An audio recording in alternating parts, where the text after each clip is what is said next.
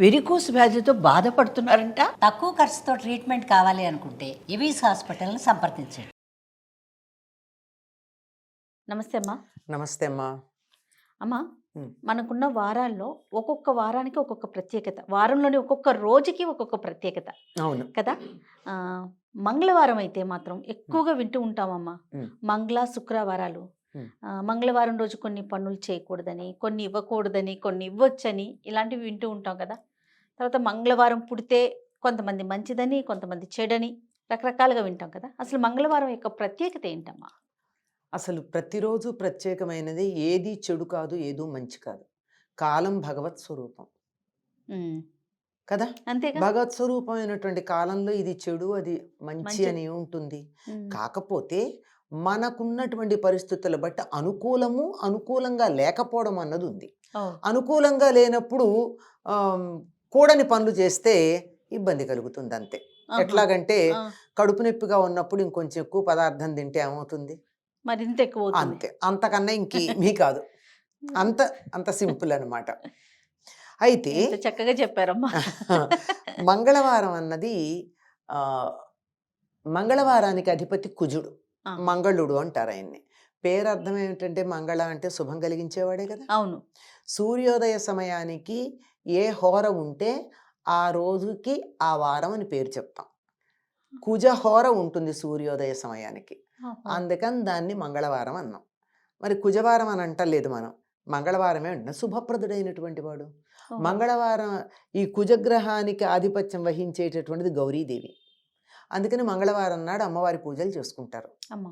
కారణం ఏమిటంటే ఆవిడేని పూజించే ఆ మంగళగౌరి వ్రతం మంగళగౌరి పూజ చేసిన తర్వాతే కుజగ్రహానికి, కుజుడికి ఆ గ్రహం మీద ఆధిపత్యం వచ్చింది. అందుకే ఆయన మంగళుడు అన్నారు, శుభప్రదుడనే అర్థం. అయితే శుభప్రదుడు అన్నారు కదా అని చెప్పి ఆయన లక్షణానికి వ్యతిరేకంగా మనం ప్రయత్నం చేస్తే, మంచివాడు కదా అని 4 సార్లు ముట్టామనుకోండి, ఏం చేస్తాడు? కనీసం చేత్తో అన్న ఇట్లా అంటాడు. అంతే కదా, అది లెక్క. అయితే ఈయన కుజుడు అంటే భూదేవికి కుమారుడు కనుక భూమి మీద ఉన్నటువంటి వాళ్ళ మీద కుజగ్రహం యొక్క ప్రభావం ఎక్కువ ఉంటుంది. అందుకే మనం తరచుగా కుజదోషం మొదలైనటువంటి పదాలు వాడుతూ ఉంటాం. మిగిలిన గ్రహాల కన్నా ఎక్కువ భూమితో సంబంధం ఉంది. అయితే మన శరీరంలో కుజుడు రక్తము అనబడేటటువంటి ధాతువు మీద ఆధిపత్యం వహించుంటాడు. మనకి దేనికైనా సరే ఇమోషన్స్కి రక్తమే కారణం. వాడు తొందరగా పలక్కపోతే ఏమంటామండి? కోల్డ్ బ్లడెడ్ అంటాం కదా. ఆవేశం వస్తే నా రక్తం ఉడికిపోతోంది అంటాం.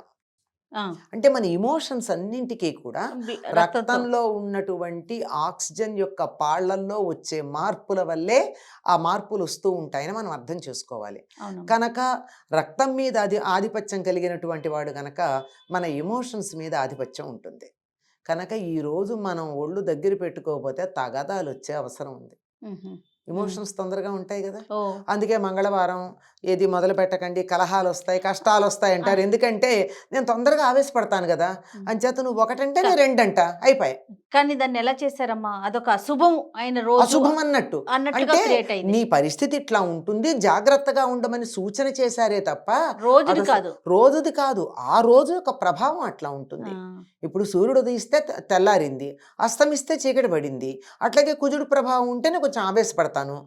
ఆవేశపడతాను కనుక కొంచెం జాగ్రత్తగా మాట్లాడు. కలహాలు వస్తాయి, ఎందుకు వచ్చింది అంటారు. తర్వాత మంగళవారానికి ఇంకొక పదం ఉంది, మారు కోరుతుంది అని. కుజుడికి అదే మళ్ళీ రిపీట్.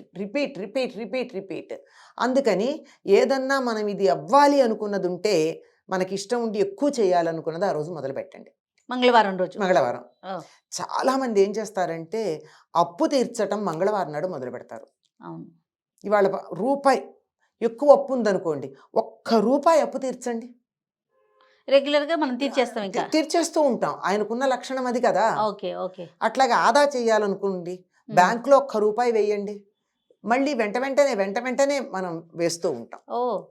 ఏ పనైనా సరే రిపీట్ చేయడం ఉంటుంది గనక ఆ రోజున మనం ఇది చేసి తీరాలి అనుకున్నది మంగళవారం మొదలు పెట్టండి. లేకపోయినట్టయితే మరి కాస్త ఇబ్బంది కలిగే విషయం ఒకటి ఉంది. ఇంకొకటి ఏమిటంటే మంగళవారం నాడు ఆపరేషన్లు చేస్తారమ్మా. మ్హూ. తెలిసి మొదలు పెట్టారో తెలియక మొదలు పెట్టారో కానీ మీరు వెళ్ళి చాలా ప్రముఖమైనటువంటి వైద్యాలయాలు, ప్రభుత్వ వైద్యాలయాలు అడగండి, మంగళవారం ఆపరేషన్స్ చేస్తారు. ఆపరేషన్ చేస్తే మొట్టమొదట మన కంటపడేది ఏమిటి? రక్తం. మ్. రక్తానికి అధిపతి మంగళుడు, ఓహో. కుజుడు. ఓహో. కనుక రక్తం వ్యవహారం ఏదన్నా కనుకున్నట్టయితే మంగళవారం. మంగళవారం చేస్తే శుభప్రదంగా జరుగుతుంది. అందుకే జయవారం అని పేరు. మంగళవారానికి ఉన్న ఇంకొక పేరు. ఓహో. ఏది మొదలు పెట్టినా జయం అవుతుంది. ఎవరితో అన్నా మీరు కావాలని యుద్ధం చేయాలనుకుంటున్నారు అనుకోండి, తప్పనిసరిగా వాళ్ళ పోట్లాడి అమి తుమి తేల్చుకుంటాను అని అన్నారు అనుకోండి, మంగళవారం చేయమంటారా? మంగళవారం మొదలు పెట్టండి. ఓకే. అంటే జయం కలుగుతుంది గనక. ఇందులో జయం కలగాలి అనుకున్నది మంగళవారం తప్పనిసరిగా. నాకైతే ఇంకా ప్లస్ అవుతుందేమో కదమ్మా, నా పేరు కూడా పేరే జయలక్ష్మి కదా. జయ. అదే అంచేత మీరు తప్పకుండా ఏ పనన్నా మొదలు పెట్టుకుంటే మంగళవారం నాడు మొదలు పెట్టండి. తప్పకుండా. అందులోనూ మంగళవారం నాడు మొదలుపెట్టింది విజయవంతంగా జరగడానికి ఒకసారి గౌరీదేవికి కానీ ఆంజనేయుడికి కానీ. మ్. ఆంజనేయుడు ఎవరు అంటే గౌరీపతి అయిన రుద్రుడి యొక్క అవతారం, మ్. అంతే కదా. అవును, అవును. వాళ్ళకు ఒకసారి నమస్కారం పెట్టుకుని మొదలు పెట్టండి, తప్పనిసరిగా జయం కలుగుతుంది. ఓ, ఇన్ని తప్పనిసరి. అపప్రథలు ఉన్నాయంటే మంగళవారం అవునమ్మా. గురించి. అప్పు ఇవ్వకూడదని, ఏది అప్పు కట్టకూడదని. ఇచ్చామనుకో మళ్ళీ ఇస్తూనే ఉంటాం, వాడి నుంచి వస్తుందో రాదో తెలియదు, ఎందుకు వచ్చింది అందుకని అదనమాట. రిపిటేటివ్ అనే లక్షణం ఉంది, మళ్ళీ మళ్ళీ మళ్ళీ మళ్ళీ చేయడం అనేది. ఆ కారణంగా అప్పు ఇవ్వద్దు అంటారు. అప్పు తీర్చితే మంచిది అంటున్నాం కదా మరి. అప్పు తీరిస్తే మంచిది, మళ్ళీ తీరుస్తాం గనక. అదే, అదే. ఇస్తే ఇస్తూ పోతాం, వాడి నుంచి వస్తుందో లేదో తెలియదు. అవునవును. అది ఆ. అంచేత అసలు ఇప్పుడు ఒక క్లారిటీ వచ్చిందమ్మా. ఎందుకంటే మంచి పనులు చేయకూడదు, కొత్త పనులు చేయకూడదు, ఇట్లాగే లక్ష్మి బయటకు వెళ్ళిపోతుంది, ఇట్లా ఎన్ని మాటలంటే అసలు మంగళవారమే మంచిది కాదేమో అనే ఒక అపోహలో ఉండిపోయాం. చాలా మందికి మంగళవారం అంటే అదేదో దూరంగా అవును, పెట్టాల్సినటువంటి విషయం అని అనుకుంటూ ఉంటారు. ఏమీ లేదు.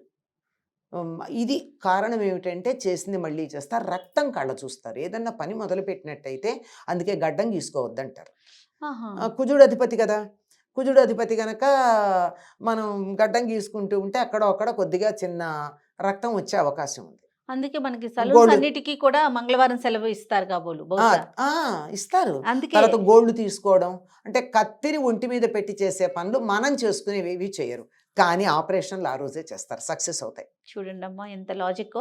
అంటే ఆ రోజు చేస్తారన్నది వాళ్ళకి తెలిసి పెట్టలేదమ్మా. ఆహా.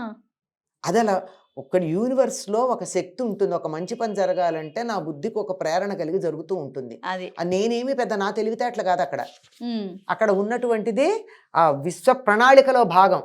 అలా ఏర్పాటైంది తప్ప ఎవరో పెద్ద ఆలోచించి చేశారని నేనైతే అనుకోను, లేదా ఎవరన్నా చేశారేమో కూడా తెలియదు నాకు. ఉమ్.